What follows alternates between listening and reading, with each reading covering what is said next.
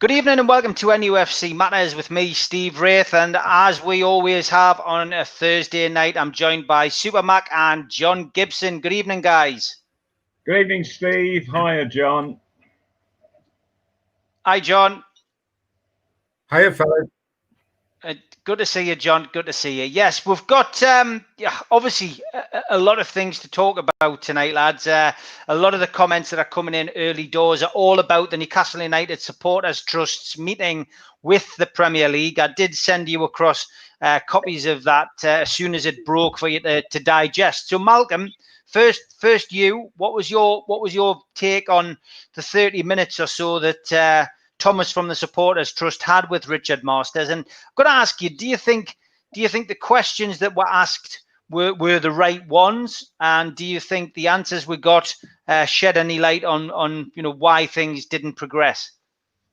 Well, in all honesty, I think that Richard Masters, at the moment, he's in a little bit of a bind. He can't give the full facts as he knows them.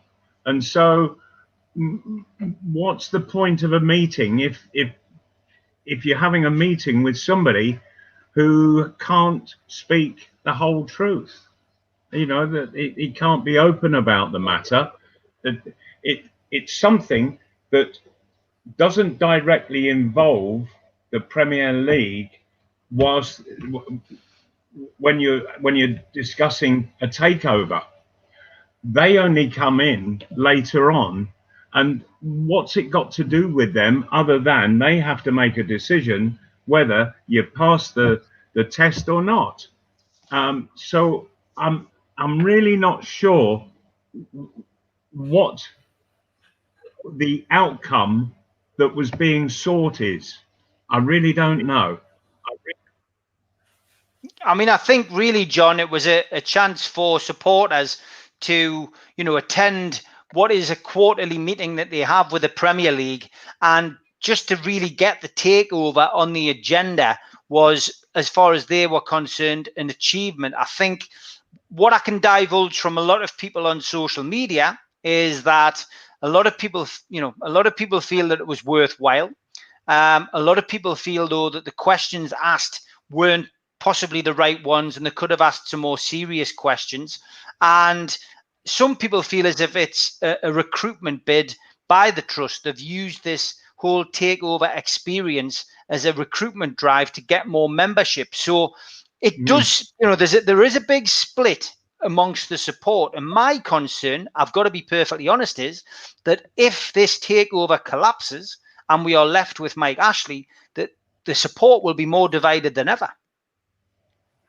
Yeah, it is an absolute worry, Steve. The only thing I would say about the questions, and we've got to bear in mind that this was Premier League driven, and they would say exactly what they wanted to say and not what they didn't.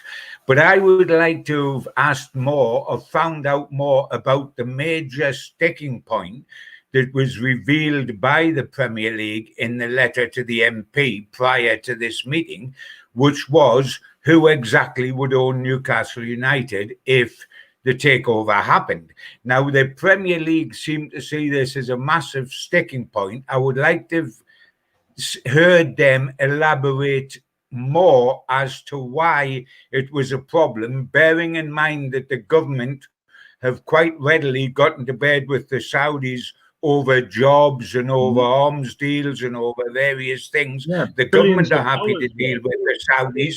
Why did the Premier League not wish to deal with the Saudis?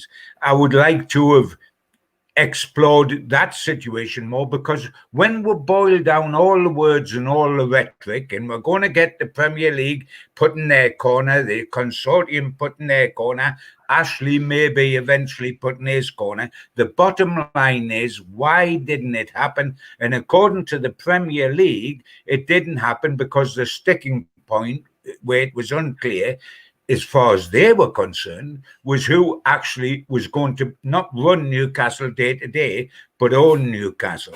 And I would like to have found out more what the concerns were about that, because on the surface, we can't quite see them, because the government are happy with Saudis and to deal with Saudis. Saudis are involved elsewhere within football and within this country. What is the particular problem here? And I think we needed to know a lot more about that. At least we've had the Premier League dragged to the microphone, if you like, over the last week with the letter, answering the letter and talking to NUFC. I would also like now, lads, we're at this stage of the death throes of this consortium's bid, unless somebody can get the jump leads out. I would like now the consortium to make a statement. I think that, and Ashley to make a statement. The consortium owe it to the Newcastle United fans. They cleverly whipped up a fan frenzy to get the fans with them and have the fans backing them, and all the fans backed them in the thousands because they wanted Ashley out and them in with the money. Now the Premier League have tried to trump the consortium's card, and I think the consortium, having had such loyal support from the fans, ought to explain more in depth where they stand and what they could possibly do about the ownership to get this back on track.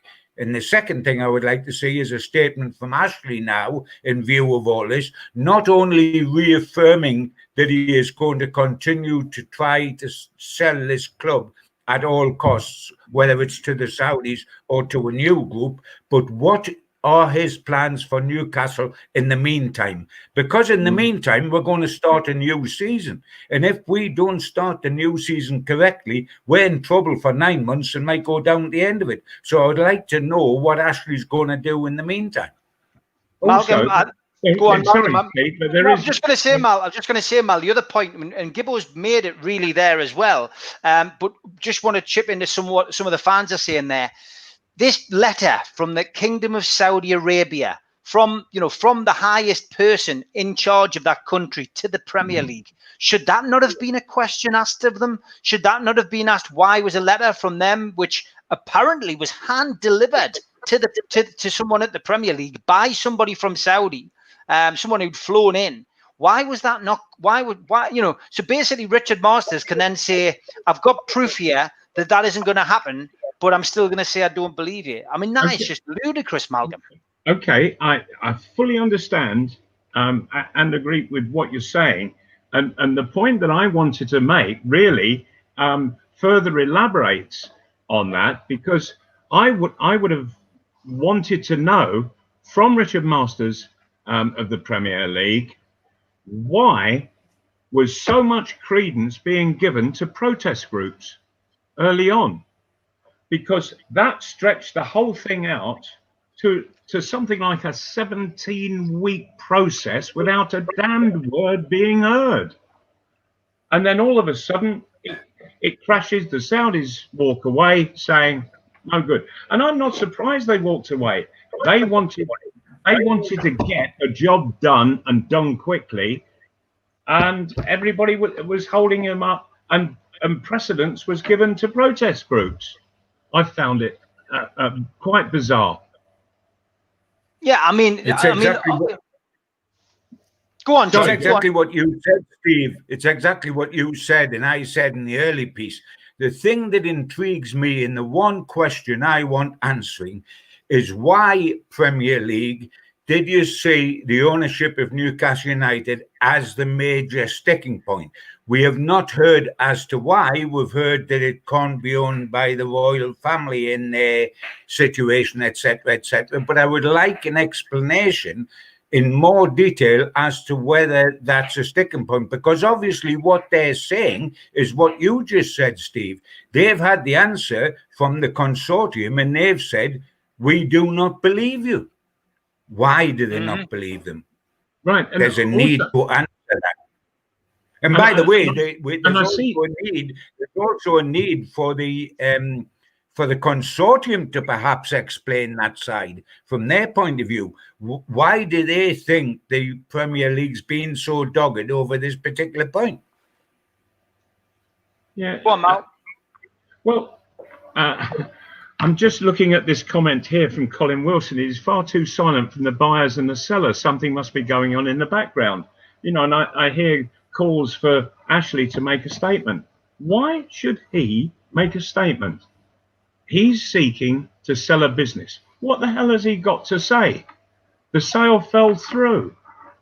Everybody knows that now. But what concerns me is that too many people have been talking before it's happened. The way that these deals successfully work, and I give you Manchester City as the perfect example, nobody says a word. Not until the deal is absolutely done. Right, I agree with you. I agree with you, Malcolm. But let's look at this. And here's another question. And I mentioned this on last night's show. Right, here's another question I would have asked the Premier League. Why in April? We'll go back to April. Yeah. Was it mentioned and confirmed by many people, including well-known and respected journalists, direct from the Premier League, that there was no red flags with this particular bid? Why was there no mention of that yesterday? That would be my first question. That came out, and it's, you know, there was no red flags at all. It was confirmed by somebody in the Premier League to a journalist who would swear on the Bible with that. And so how can you go from April to June with no red flags, and then you get to June, and by then the Premier League have had meetings with other TV broadcasters and had a lot of opposition to this deal? Suddenly there is red flags, and we're led to believe there was over 20 backwards and forwards movements between this consortium and the Premier League, and they came back with an answer to every single problem that the Premier League threw at them. And now we have a situation where they finally hit one where PIF have just gone, you know what, this is ridiculous. So they provide a letter, which we now know is true. They've provided a letter to the Premier League to say the Saudi state have got nothing to do with the running of Newcastle. And they're still, so now I have a situation where what they don't do is they don't reject it, which is what I presume PCP would have loved, because then they could have taken them to court. That would have really caused a stink. What they've done is there's a Mexican standoff. They're saying that they drag it on, and now we have a situation where they go, well, we're going to pull out. So they pulled away because it would have just gone on for ages. And the Premier League's answer is, well, you could have gone to arbitration. You can only go to arbitration if the deal is rejected. Yes, if they've rejected it, then you go to arbitration. But there has been no decision whatsoever. And at the same time, to go back, I personally believe that the Premier League were giving too much credence to the protest groups. Mm-hmm. They seemed to think that they were of an importance. Yeah. Of what importance? This was a business deal that had nothing to do with these other people. They wanted to make it a political situation. Mm-hmm. And I found that ridiculous that the Premier League should fall into line with that argument almost by allowing it to progress and continue and drag it out to 17 and a half weeks. It's way too long for a business deal. The longer it goes on, the stronger it gets that it's going to fail. Steve, can I jump in there, Steve, and say to you, I mean, you've been a terrific supporter, Steve, of the takeover from day one, and quite rightly so. I nailed my colours to the mast in the paper and in my columns online, desperate for it to happen. But as someone that has done so much to help on the side of the consortium, Steve, do you not feel at this stage Newcastle United supporters need to hear from the consortium direct, not nudge and wink things, but direct with quotes about what happens now? And then we do need to hear from Ashley. I take what Malcolm said. Why should he make a statement? Not about why the thing is collapsed or it has collapsed, but what he's going to do from today onwards while the club is his. because we're 3 weeks off of news, for goodness sake. He's got to commit himself to steering this ship through the start of a new season before it sinks on the rocks. And I would like to know how he's going to do that. But I would like to also hear from the consortium, because I think they owe Newcastle United supporters an answer. Steve, your point on that? Yeah, I genuinely believe that it's time to come out and say something. I think we should have something from both sides. I agree with you. I agree with the supporters. I do feel that we need to hear from the consortium and we need to hear from Mike Ashley. I think at this moment in time, if PIF, PCP and the Rubens are still at the table, if there is some kind of compromise trying to be thrashed out in Saudi Arabia by people, then, whether they can look at, well, can we compromise on this particular issue? Can we do this? Can we do that? Then I genuinely feel they probably won't come forward if they're still trying to work on the deal. I think we will. I think we should, in that case, we should hear something from Mike Ashley. And to be honest, Keith Downey last Friday pretty much got the exclusive from both sides without them coming out and doing a piece on camera. He did get comments from both sides, and there was a lot of stuff coming from both sides. And Mike Ashley seemed to be siding with the consortium who want to buy the club. And it's no wonder. I've just watched, the guy who runs his company for him, Mike Ashley's, retail industry. I've just watched him on the financial show on Sky News today, literally talking about the possibility of more places closing, various supermarkets, various superstores closing, and big department stores closing, which Mike Ashley owns. And the reason Mike Ashley is desperate to get this deal through is because he's facing an economic problem himself due COVID. So he needs to sell, and he needs to sell at this price because he realizes that he's never going to get this price again. And he genuinely won't. And we've just seen, let's talk about Michael Chopra. Michael Chopra has now rode in on a horse from stage left.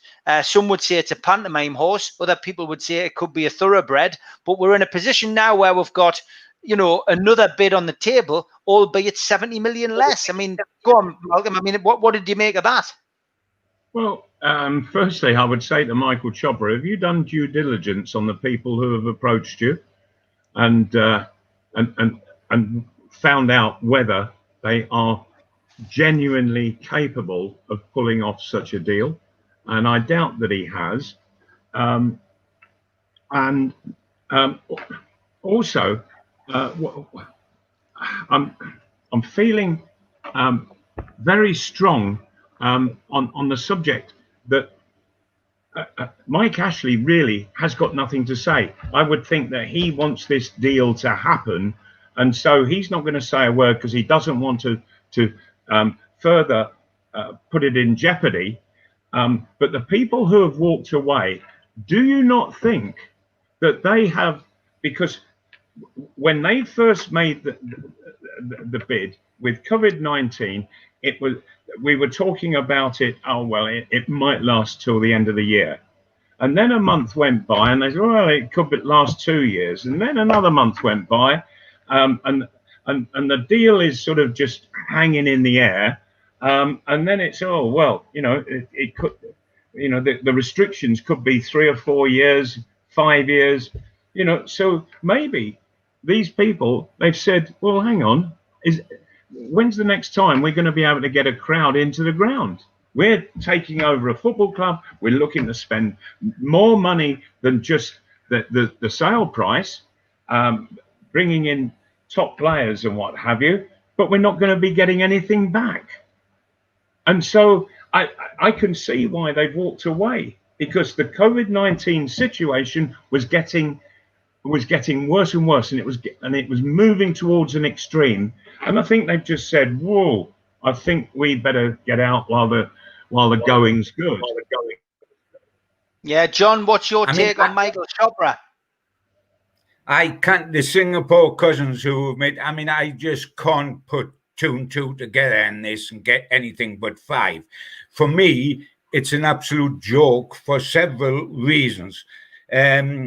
First and foremost, they sent the business bids to Newcastle United, they actually sent them to a series of journalists to say, look at this, guys, we are for real. If you've made bids on paper that is said to be private and confidential, and then you spray them out like a deck of cards to every journalist that's around, then are you for serious? Are you real? Do you think Ashley's going to take you for real? Is the bloke selling it? Do you think we are going to take it for real? When you then come out and say, Alan Shearer has been approached, he can have any job he likes.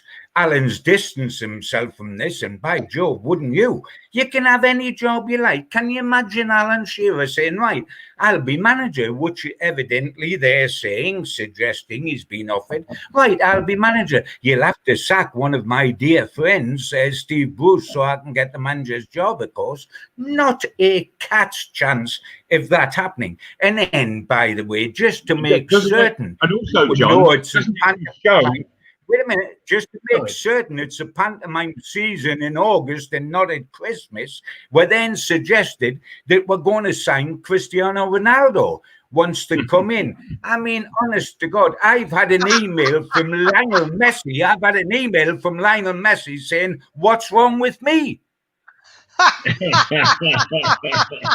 And I presume that's the back page lead tomorrow, John. I think it's column 1 because it's Fantasy Island stuff. You know, I fully understand. You know that it's almost like trial by press, isn't it? In all of this, you know, if it's nonsense. And I think it's these people and the French consortium as well that's been around, that they're looking for self-publicity, and it's not a bad way to get themselves onto a much bigger stage. But it's not doing Newcastle United any good. It must be absolutely infuriating Mike Ashley, and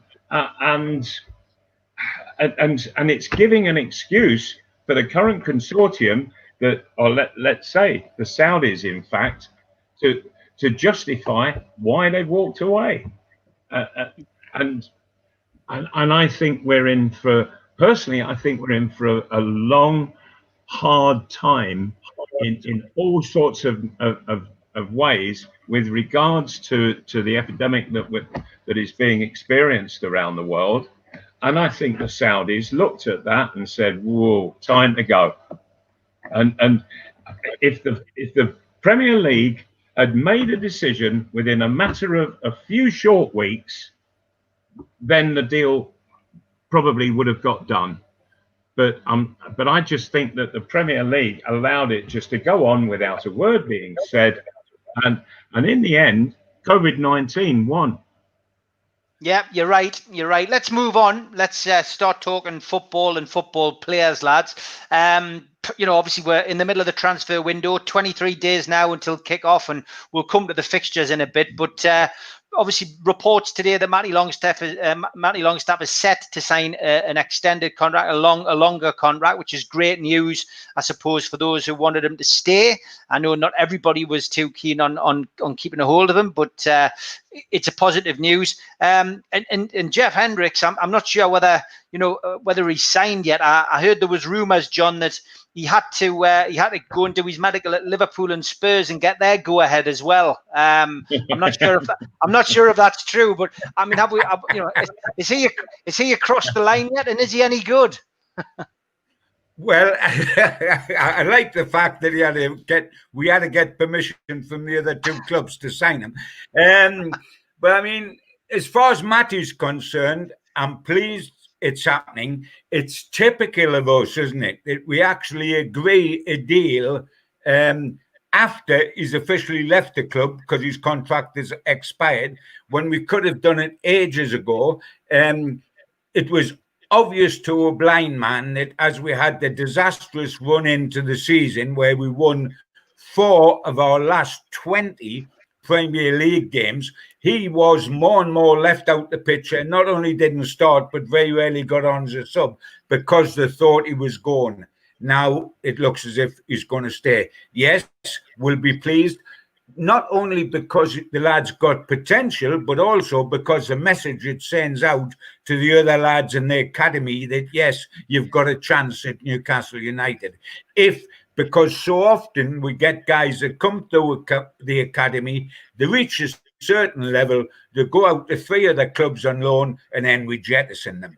At least it gives the right message to local lads in the academy that you've got a chance here. Ironically, the business we seem to be doing is all in midfield, where when you actually think about it, for the 2 central midfield roles at this given moment, we're going to have choices of Shelby and Hayden, the 2 Longstaffs, Jeff Hendrick and Dan Barlaser, who's come back here, we've got to remember, from being on loan and tearing up trees in League One. He's come back here it looks as if he's got a real chance to try to make a breakthrough. There's 5 guys for 2 central positions, with us keeping Matty and having Jeff Hendrick. Yet the 2 positions were absolutely desperate for players at the back, where we had the 5th worst defensive record in the Premier League last season, having had the 5th best the previous season. And up front, where we scored 38 Premier League goals, which was the lowest total since Bodicea was in that chariot. We haven't got a centre forward. Although the dogs are barking again, Malcolm, for goodness sake, my son. Somebody's just knocked on the door. The wrong play again. We haven't got anybody to score them in. We haven't got anybody to keep them out. But we have signed a 3rd choice goalkeeper and a free transfer midfielder. Neither of their faults, and I hope they both become sensational signings. But we've signed 2 free transfer men, and we haven't addressed the huge problems we've got elsewhere, like left back, like up front to score goals. And that concerns me, because we're into full training. The season starts in 3 weeks. And it starts, we'll be talking about them, as you said, Steve, shortly, an interesting start of the season fixture-wise. But we need people aboard now to make an impression now and not eventually. We've got to start this season right. We're down on numbers, having lost the 3 lads who were on at the end of last season. And by the way, I'm quite happy to see them going. They contributed next to nothing to our cause at the end of last season.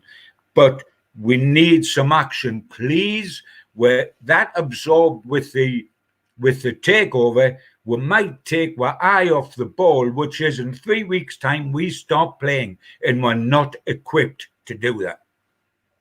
Good point, Malcolm. If you can just read that on the screen. Yeah, indeed. Yes, I'm being asked to wish Lawrence a very happy birthday, and I've been asked by his son Lee. So. Indeed, have a fabulous time, Lawrence, and well, shame that we can't all meet up and share your beer. Never mind.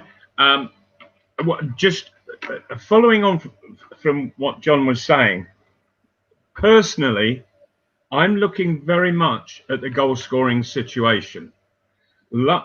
I know that there were questions defensively. But the defence was always under pressure because the guys up front weren't scoring goals. They weren't giving that little bit of respite to the defenders, and so there's talk of a total outlay for, at the disposal of Steve Bruce of 30 million. I would channel most of that into getting one really good player to play alongside Dwight Gale. Dwight Gale, I felt, showed in the latter stages of the season that he can go out there and do it. He'll miss one, he'll score one. He'll miss one, he'll score one. I personally think that he's had a bit of a block. When Newcastle were last promoted to the Premiership, he had a bit of a mental block because his life had been spent mainly in the Championship. But I think the latter part of this season, he has proved that he will score goals. And so he needs the right partner. And there isn't anybody in the club that can do that for him. Andy Carroll hasn't got the fitness. He isn't going to be able to play enough games to do the job properly. And so you get your strong forward line that can score goals, and it relieves the pressure. You know, when you think that for the first half of the season, 2 different centre halves were the top goal scorers. Yeah. And then coming through in the second half of the season to finish top goal scorer was a central midfield player. Now, that tells you everything about Newcastle's need for next season. It has to be stronger, and there is no way that Joe Linton can be continued with running through the centre up front. There is no way. And so I don't know what they do, whether they drop him, whether they play him out wide or whatever. But all I'm saying is that if Joe Linton plays through the middle, Newcastle are going to be in very, very serious trouble. And what you get is the defence and the midfield are looking forward, and they're seeing Joe Linton. They know he hasn't got a clue about scoring goals. They know it. And so they've got to find other ways. You see them delay. They get caught in possession. And things just generally go wrong because there's no natural flow with guys making the right runs up front. And so get that sorted out first. And then maybe you can look at whether you need to strengthen the back four or whatever. But for heaven's sake, we need to have 2 guys up front who can score between them something in a region of anywhere between 30 and 45 goals. And what I always used to say to John Tudor is, John, if you and I score between us about 45 goals, this club isn't going to get relegated. And then you go up the league from there by the goals the midfield score, the goals the defenders score, and so on and so forth. But first and foremost, you have got to have at least, well, to be honest, 35 to 45 goals coming from your forward line. You know, okay, the fella out wide, he'll chip in with probably 6, 8, maybe 10 goals. So all of the pressure is being relieved off the defence, and you'll find that they start playing much better football. They are more relaxed because the pressure isn't on. How many times have you seen the Newcastle back line under pressure, and you can see them stiffening and tightening because all the time they're trying to hang on to 0-0. Nobody up front is giving them that relief of going 1-0 up and maybe 2-0. And that takes the heat and the pressure off centre halves. They weren't getting that relief last season. This season, they must get it. And therefore, let's get a quality forward in that Dwight Gale can play off of. Let them get a good understanding made. Let St. Maximin go and do his magic, as he will. And I think that all of a sudden you'll find that everybody else is getting a lot better and more confident. John, I mean, there's a lot of people talking about Callum Wilson, Troy Deeney. What's your thoughts? Do you think we'll see one of them come to the club? Will it take a player going in the opposite direction?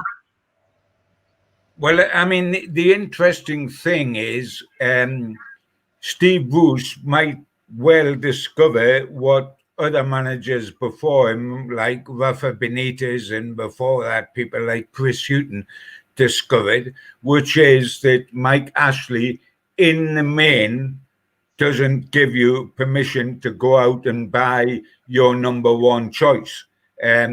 Because if you remember, Benitez wasn't allowed, Rondon wasn't allowed, loads of players, was not forced out so we could get Joe Linton, but that was one of the side pluses of Rafa Benitez leaving. And I think that really Steve Bruce is going to find in this window exactly what he's up against. He's often sort of indicated that he's got quite a decent relationship with Ashley and with Lee Charnley. Well, I suggest that's going to be tested to the full, because the word coming back about from agents throughout football in this window is that Newcastle are looking in the main for players on loan, and not only on loan, but where there's a contribution from the parent club towards the wages, so that Newcastle don't pay 100% of the wages. And that while we are wanting, Bruce is wanting to top up his British players, because we know the need for that, where it's required a percentage of British players, and has targeted Smalling at the back, Callum Wilson up front, the guy at Celtic he was interested in, etc., etc. When will we have the money splash out? As Malcolm says, the number one target has got to be spend your big bucks on a centre forward, because by Jove, we do need one. And if we are going into the season with the same strikers as last season, through the middle strikers, which is Carroll, Gale, Mutu, what chance have we got?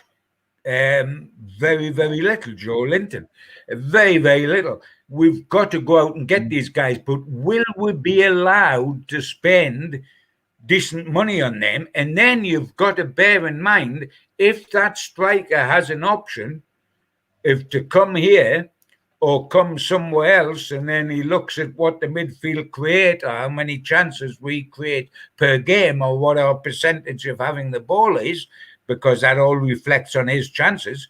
You know, I mean, you could go and get Harry Kane at Newcastle United, and half the match you would be standing like a milk bottle on the doorstep up front, absolutely isolated and not getting the chances that he needs.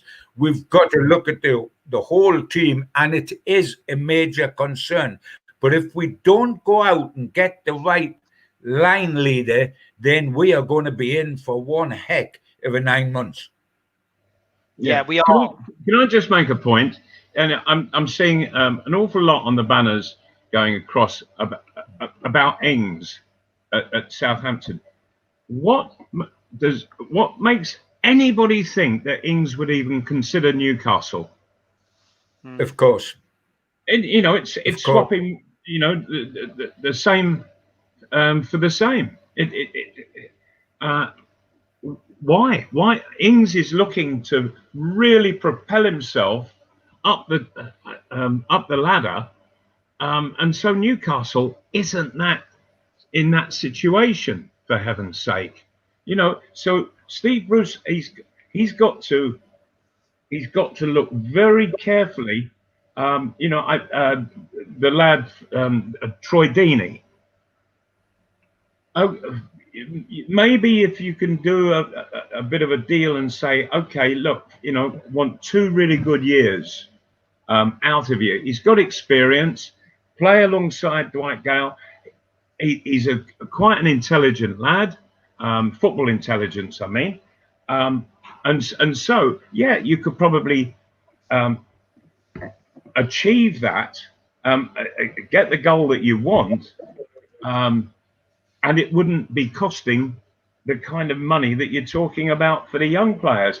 It might just get Newcastle United over a certain period of time, because, you know, over a couple of seasons, just to look to improve a bit, and then hopefully that the political situation around, you know, takeover, no takeover, or whatever, resolves itself, and hopefully that the but the way is clear to have some serious investment put in, and things will improve. But something has got to be done, and it's got to be somebody up front. Gibbo, question to you. I mean, there I see the question. Yeah, I can see that on screen, and I think it's an absolute excellent question. And I've already written an article which I've submitted to the paper exactly on that. Mm-hmm. I can never understand, Steve, how in the longest transfer window of the year, which is the summer transfer window, I know it's different this year, but it's still longer than the month in January, we never sign players early. We sign them late. Mm-hmm. Now, the best time to get players is early doors, get them into pre-season training, get them into the Newcastle United way of thinking, get to know your teammates, how they play. They find out, if you like the ball down the side, which way is the best to get the best out of you. In 3 weeks' time, we're actually kicking off. Will we be signing a centre forward sometime before the October the 4th deadline, just before, when 3 or 4 matches have gone? We need to get players in and get them acclimatised and reassure the manager and reassure the fans that we're actually making an effort to go somewhere, because it is essential to act quickly, or as quickly as possible. And as yet, we've had no breakthrough. We never do have a breakthrough in the transfer market, and this always infuriates me. Then what do? We go out and get somebody at the last moment, like Andy Carroll, that is, with respect, living on the name of yesteryear, not round today, and hoping that a miracle happens. I noticed somebody there went on screen and asked a question about Danny Welbeck. Well, he's just one step up from Andy Carroll, an ex-England international centre-forward with a good pedigree, who has done a good job in the past, but now really is fit enough to play consistently. And from that point of view, we don't need 2 of those. Well, we put Carroll and Welbeck together. What have we got? We need a centre forward that's bursting a gut to get in the penalty area and bursting a gut to finish, and he'll give us someone up there and will terrify centre halves, not terrify an old age pensioner like me sitting in the stand wondering where the next ball is going to come from. We've got to be Fungo. Freddie's positive, Malcolm and John. He says, hey, the later these signings are, the better. They could all be playing in the Champions League final. Obviously, he's optimistic still of this takeover going through. Yeah. Well, I tell you what, I love his optimism, but I love the optimism, but I think I think it's just that. Yeah, very true. Well, look, we've got 15 minutes left. Let's move it on again. We've got to look at the opening fixtures. There we go. There's our front 3. West Ham, obviously away. Then we have Brighton at home, and then we have Spurs away. So, if you were a betting man, Mal, your first 3 games, how many points are we going to have out of them little beauties? Well, certainly, I would be disappointed if there's any less than 4. You take Brighton as a home win. And Newcastle should be able to get something out of West Ham, and being an old pro, I never push for anything more than a draw away from home. If you get a win, that's great, but you go away from home with the intention not to lose. If there is 4 points out of those opening 3 games, I'll be quite happy with that. I think that Spurs will be, particularly at White Hart Lane, will be a step too far. Malcolm, I would say you're right. A lot depends on what we start with, though. Really, I think it's as we've said, signings are the key here, and I think if we're in the same position with strikers, like John's quite rightly pointed out, it could be a tough start, but you've got to play all these teams sometime. John, what's your take on those opening day, like the opening 3 fixtures? I mean, you hit the nail on the head there, Steve, and I've been banging the gong. It all depends what team we can put out in 3 weeks' time. If it's a team that had to be picked today, i.e. players on the books today, that would be a totally different ball game to what it might be if we've signed a centre forward and another guy, either a 10 or a wide guy. But, I mean, if we took it one step further on, Steve, 3 of our first 4 games, if we take Spurs out the equation, as Malcolm said, that's a game, it's a free hit because you think you're not going to get anything there. Although, of course, Joe Linton will score the winner there again this season because that is his one game. That is his game, Spurs away. But if we take them out the equation, 3 of our first 4 games are West Ham away, Brighton at home, and Burnley at home. Now, that's either a terrific start to the season, a gentle introduction to the season, just what we want introduction to the season, or it's a nightmare. It's a terrific introduction to the season because they're winnable games, those 3 out of the 4. But on the other hand, if we do not get a good return out of those 3 games, 2 of which are at home, then later in the year, we are in massive trouble. And from April onwards, if we go to the other end of the season, the run-in is horrendous. We have got to pick up wins against like for like in West Ham, Brighton, and Burnley, for all they've done well, Burnley up here. That's like for like. We've got to pick up points against those. There's 9 points. How many do you think we'll get of those 9 points? And if it's not at least 6, and we're hoping it would be 7, a draw at West Ham and win the 2 home games. If it's not, then later in the season, that could be costly for us. And if we don't sign in time for those games, we will struggle in those games. Malcolm, there's the end to the season. That's our penultimate games. Arsenal at home, Leicester away, Manchester City at home, Sheffield United at home, and Fulham away. And looking at those fixtures, Arsenal, Leicester, Man City, Sheffield United, all teams that were bothering the European slots last season. Do you know what I mean? Last season, and Fulham, of course, newly promoted, and it's funny how the fixture list throws up these little quirks. Of course, Fulham's last game in the Premier League was, of course, on the last game of the season in the Premier League was against Newcastle at Craven Cottage. So, down there. Yeah, it's a tough run in, Malcolm, isn't it? Well, it is. Sheffield United, you would imagine that Newcastle could have success against. I think that Newcastle had more success over Sheffield United last season than they did over any other club. They won 3-0 away and then 3-0 at home. So, it was an aggregate of 6-0, taking all 6 points, never let a goal in. So you can't ask for more than that.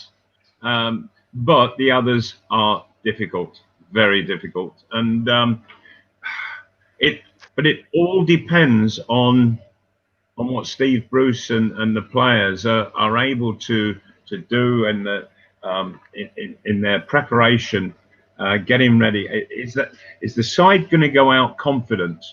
And I'm really not sure on this because remember, that it's been hugely upsetting over the last few months for Newcastle United supporters, particularly with the walking away of the consortium. It's been just as bad for the players, that their whole life is sort of being tossed around like a juggler. Are they staying? Will they be going? Is there going to be a takeover? And they say, right, a lot of you're going. We're bringing a whole fresh crew in. So and players get seriously questioned by wives as well. You know, what's happening? Are we putting the house on the market, or you know, and so on and so forth. You know, people want to know what's happening and where they're going. You know, and players, they want to know slightly different things to what supporters want to know. And it could all have a detrimental effect leading up to the first few games of the season. I hope it doesn't. I hope that the players have stayed level-headed with the whole situation, and that they're going to get out on the pitch and go and enjoy themselves and really put the graft in. But as I said earlier on, all players in the side, they want to know that there is that player or two players who are going to give them the lead, and so I look to Steve Bruce and the current owner on that one, to get that important bit of business. Do that before anything else. Yeah. 10 minutes to go, guys. Whilst you're watching the video, please hit the thumbs up, give it a like, and subscribe to the channel if you're a first-time watcher. Welcome. Fans getting back into grounds, John. I wanted to talk about that as well. We heard the positive news, it has to be said, for the non-league clubs. You know, Malcolm's obviously president at North Shields. I'm involved in Dunstan UTS on the committee. The news obviously emanated that, you know, they were going to be allowed a certain percentage into the ground, and then, you know, once they'd achieved, you know, getting that percentage into the ground, they could then get, you know, up to 30% of the average attendance in. So a maximum of 150 fans at games. It's something, John, and God did they need it at that level. But it doesn't look like we're going to be seeing fans going back to St James's Park anytime soon. No, I mean, fans are the lifeblood of the game. It is very, very necessary at non-league level, and as you say, you two boys involved with clubs there, and I've still, like President at Gateshead, the non-league need support financially above anywhere else. But I tell you what, the Premier League need fans, because the games without fans are just not a game at all. I mean, it's artificial on the television because we get the crowd noises sort of boomed in, which aren't there when the games are taking place in the stadiums. And you cannot replicate the wonderful atmosphere or the effect it has on players, the home players raising their game and the way players having the fear of the crowd. It is, to make it the game it is, it has to be fan driven. And if we didn't know that, and I suspect we did, but if we didn't know that, my job we do now through the coronavirus, we need fans back at games. Obviously, it's got to be safe above all else. We've got to be safe, because this pandemic is no game. It is for real, and it's horrendous, and it's awful, and it's people's lives we're playing with. So it's got to be safe, and there's got to be controlled. I was certainly not going to see 52,000 in St James's Park anytime soon, but maybe we'll get a staggered comeback into the games in the way we want to do non-league level. But don't we need the fans? And I think the players would be the first to say that. I'm not meaning it so much financially for Premier League, although it's financially for non-league in Championship, League One, League Two, but for atmosphere, for taking the game to the level we adore, we need fans. We don't need artificial noises on the telescreen.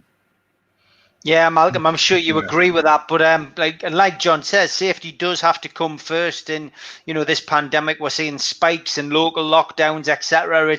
It's not going to be football as we know it this season, is it? No, it really is quite amazing. The difference that a crowd makes to a football match, to the performance of footballers.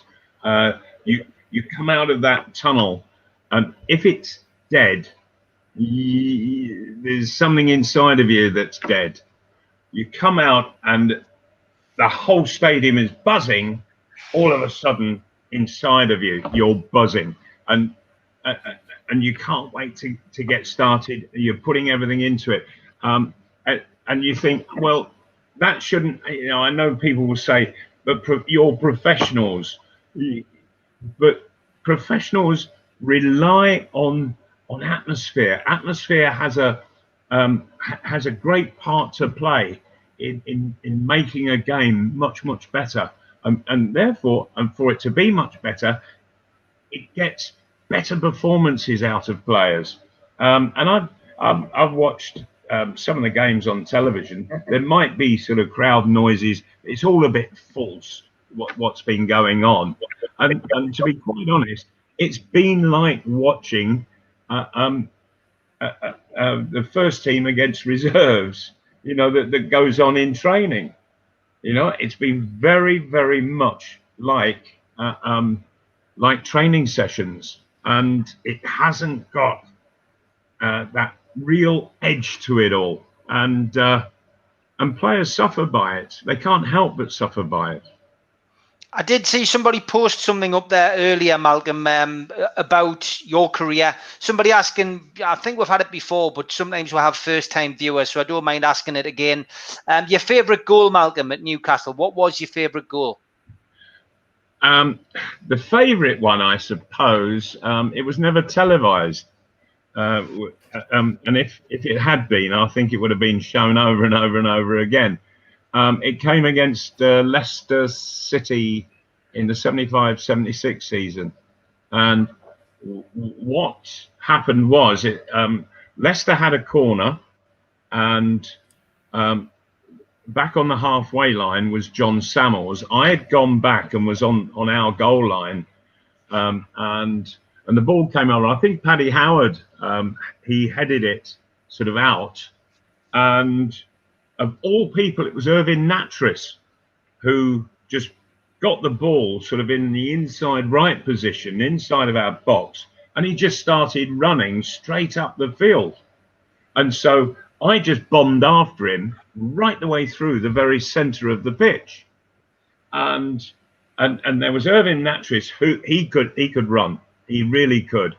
And he went and he crossed the halfway line. And the one thing I knew about Irvin was that, having crossed the halfway line, I swear he believed that the opposing half was full of sharks swimming around up in the grass, because he just got rid of the ball as quickly as he possibly could. He had a great confidence in his own half, but never in the opposing half. So anyway, and so sure enough, he got about 7 or 8 yards over the halfway line, and I'm coming like a steam train through the middle. And poor old John Samuels it was, who was on the halfway line, just keeping things going for Leicester. He finished up in this 2-against-1 situation and didn't know whether he'd go to Irvin or to me, and was getting stuck in the middle. And Irvin just knocked the ball square. And as I came onto it, the timing of the ball and my run was absolutely perfect. Absolutely. And so I just smacked it with my left foot in the middle of my running stride, and it just flew. It didn't even get as high as to go in the top corner. It was 5 feet high when it hit the back of the net. It was just inside the post. It wasn't Peter Shilton who was in goal. It was the reserve to him. Oh dear, his name escapes him just for the moment. Somebody will type it in and send it to us, I'm sure. And he couldn't get anywhere near it. And the strike itself, I always remember Gary Player, the wonderful South African golfer, and he was doing a television program. And there he was chatting away, and he went to his bag and he took out a driver, and he said, "Okay, now I'm going to show you some stuff with the driver." Now he said, "Let me tell you this." He said, "This club is the most difficult club of all to use successfully." He said, "I must have hit 10,000 shots with it." And do you know, I can only remember one perfect one. And that really struck a chord with me. And I thought, that was my shot against Leicester. That was Mark Wallington. One perfect one. Mark Wallington. Mark Wallington. Mark Wallington. Thank you so much. Yes, that's Mark right. Wallington, keeper. Yeah. And by the way, it just went. By absolutely. the way, Malcolm, I'm looking forward to seeing an awful lot of goals like that this season. I'm looking forward to seeing an awful lot of goals like that from Newcastle United. I think we'll hit a bomber.